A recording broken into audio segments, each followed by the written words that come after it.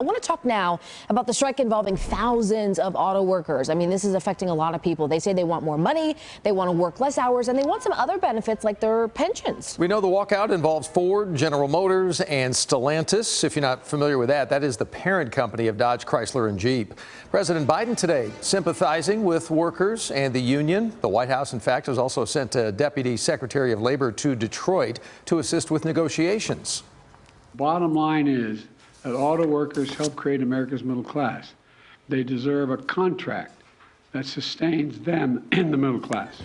And as we've told you from moment number one last night, this is what they call a stand-up strike. It's a limited strike. Venues basically by choice can change at any time to strategically put more pressure on the automakers, according to the UAW president. Right now, the strike has workers off the job in only 3 places, strategically selected, though: Wayne, Michigan, Wentzville, Missouri, as well as Toledo, Ohio.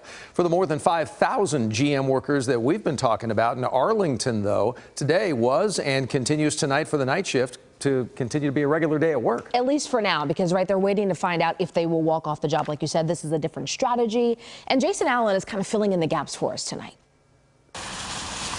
The gates were open at the GM assembly plant in Arlington Friday. The sidewalks, packed during previous strikes, empty, with employees all inside still putting together some of the company's most popular and profitable large SUVs. It doesn't mean they're not ready, with instructions sent out for strike locations, days, and times for 4.5-hour shifts if it happens. But a local economist told us for now it appears to be a very targeted approach. So concentrated strikes make sense in this regard. There is flexibility with concentrated strikes. Ashish Sadai, a professor at UT Arlington, explained the slow start could help build empathy for the workers impacted, and it could help the United Auto Workers conserve funds used to pay members while they're off the job. So it's cost cutting in a sense that, smaller strikes typically incur lower organizational and logistical costs. It was just 3 months ago, GM announced a $500 million investment into the plant here, preparing it to make engines well into the future. But Sadai says labor groups know as car technology changes, their jobs are changing.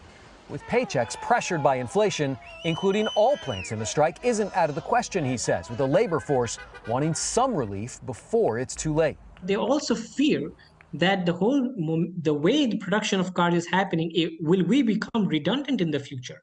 So will we ever get a chance like this to strike?